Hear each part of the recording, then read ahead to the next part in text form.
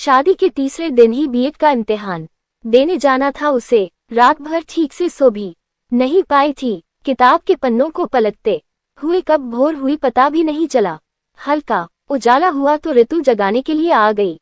बहुत मेहमान थे तो सबके जागने से पहले ही दुल्हन नहा ले, नहीं तो फिर आंगन में भीड़ बढ़ जाएगी। सबके सामने सब गीले बाल, सिर पर पल्लू लिए बिना थोड़े निकलेगी। नहा कर रूम में बैठकर फिर किताब में खो गई। मुंह दिखाई के लिए 2-4 औरतें आई थी। सब मुंह देखकर हाथों में मुड़े तुड़े कुछ 50 के नोट और सिक्के देकर बैठ गई ओसारा पर। घड़ी में देखा तो 8:30 बज रहे थे। 9 बजे निकलना था। तैयार होने के लिए आईने के सामने साड़ी लेकर खड़ी हो गई। 4-5 बार बांधने की कोशिश की मगर ऊपर नीचे होते हुए वो बंध न पाया। साड़ी पकड़कर रुआसी सी होकर बैठ गई। अम्मा को बोला था शादी नहीं करो मेरी, अभी इम्तिहान दे देने दो, मेरा साल बर्बाद हो जाएगा, मगर मेरी एक न सुनी।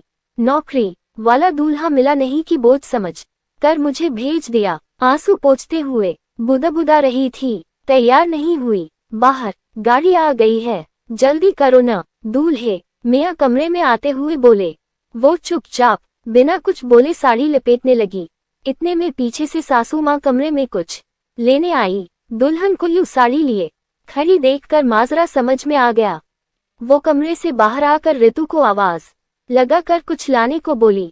सुनो बेटा, ये पहन कर जाओ परीक्षा देने, माथे पर ओढ़नी रख लेना। आज हमें कोई कुछ बोलेगा तो कल को तुम मास्टरनी बन जाओगी तो सबका मुंह बंद हो जाएगा। अपनी बेटी वाला सूट सलवार बहू को देते हुए बोली।